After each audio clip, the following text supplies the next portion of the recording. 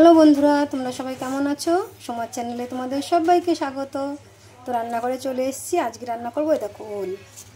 আজকে এটা হচ্ছে ওল, আর ওলের সাথে আলুও আছে। এই দেখো, আমি একটা আলু ডুমো ডুমো করে কেটে দিয়েছি ওলের সাথে। আর এই যে ওল, আজকে আমি এই ওলটা রান্না করব। মাছ দিয়ে করব না, কিন্তু মাছের মুড়োটা দিয়ে করব। আজকে ইলিশ মাছের মুড়ো দিয়ে আর এই আলু দিয়ে আর ওল দিয়ে ঝোল করব। তো কিভাবে করি চলো তোমাদের দেখাবো। আর এই ওলটা আমি দেখো এরকম ডুমো ডুমো করে তো কেটে নিয়েছি। এই যে ওলটা, আলুটাও ডুমো ডুমো করে কেটেছি, আর ওলটা, ওইটা ওল আর এইটা আলু। এই যে দুটোই ডুমো ডুমো করে কেটে আমি একটুখানি সেদ্ধ করেছি, অল্প, মানে ভাপ দিয়েছি, ভাপ দেওয়া যাকে বলে। ভাপ দিয়ে নামিয়ে রেখেছি। এই যে এখন রান্নাটা করব। তো চলো রান্নাটা করি। আর এখানে আছে এই যে ইলিশ মাছের মুড়ো, আমি ইলিশ মাছের মুড়োটা দিয়ে ঝোল করব। তো চলো কিভাবে করি তোমরা দেখো। কড়াই বসিয়ে দিয়ে আমি তেলটাও দিয়ে দিয়েছি। তেলটা গরম হয়ে গেছে। আর এখানে দেখো আমি মুড়োগুলো কিন্তু সব ছোট ছোট করে কেটে নিয়েছি, কারণ যেহেতু কাটাকুটি দিয়ে রান্না হবে ওলটা, তাই একটু ছোট ছোট করে পিস করে নিলাম। এগুলোকে ভাঙবো না, এরকমই থাকবে, তাহলে ভালো লাগবে।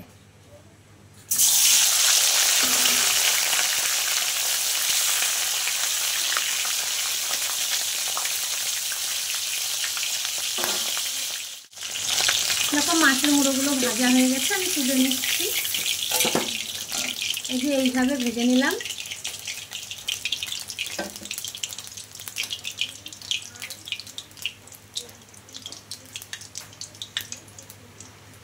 আমি একটু সাদা জিরে আর একটু কালো জিরে দুটো মিশিয়ে ফোড়নে দিলাম।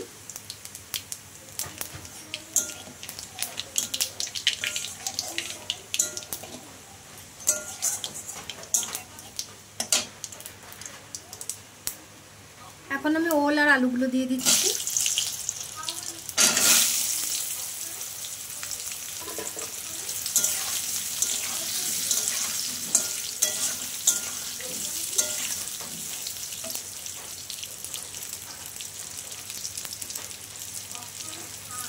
একটু হলুদ দিয়ে দিচ্ছি, দিয়ে আমি এখন একটু ভেজে নেব এইগুলো।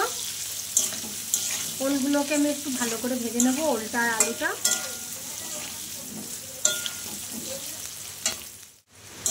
ওলটা কিন্তু ভাজা হয়ে গেছে। এখন আমি মশলা দিয়ে দেবো। এই দেখো এখানে জিরে, আদা আর কাঁচা লঙ্কা বাটা আছে।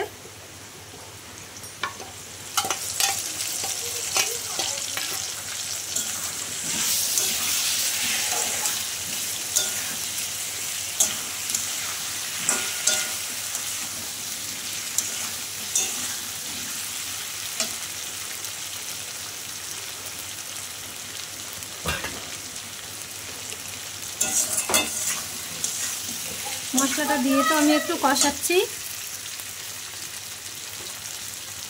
আমি এখন পরিমাণ মতন লবণ দিয়ে দিচ্ছি।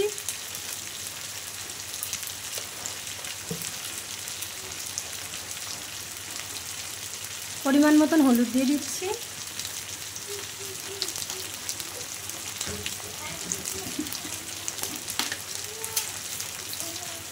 আর অল্প একটু চিনিয়ে দিয়ে দেবো।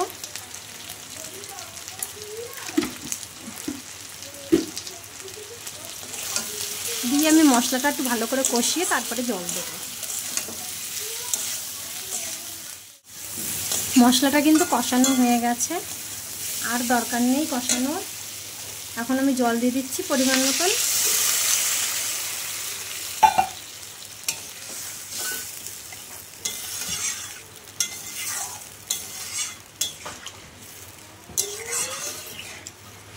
আর একটু জল লাগবে।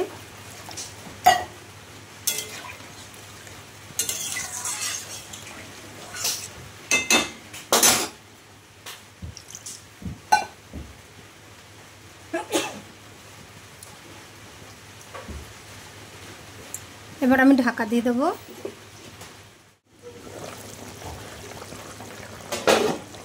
তরকারিটা তো ফুটছে টকবক করে, দেখো সেদ্ধও হয়ে গেছে। আমি এখন দেখো মাছগুলো দিয়ে দিচ্ছি, মানে মাছের মুড়োগুলো।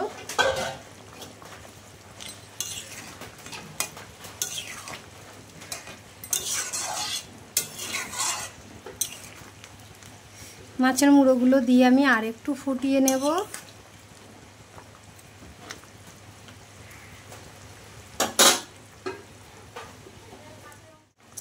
তরকারিটা কিন্তু হয়ে গেছে।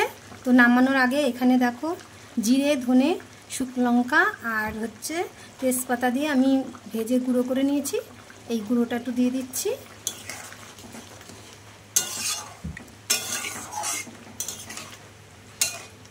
এই ওলের তরকারিতে একটু ভাজা মশলা না দিলে ভালো লাগে না খেতে।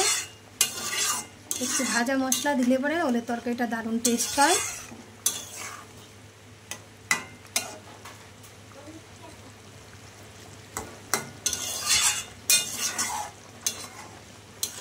তরকারিটা কিন্তু হয়ে গেছে, আমি নামিয়ে নেব এবার। আমি নামিয়ে তারপরে আবার তোমাদের দেখাচ্ছি। তরকারিটা নামিয়ে নিয়েছি, দেখো এরকম দেখতে হয়েছে।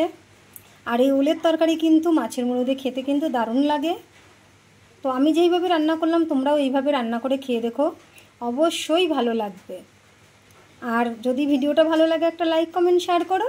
তো পরের ভিডিওতে আবার দেখা হবে। তো টাটা বন্ধুরা।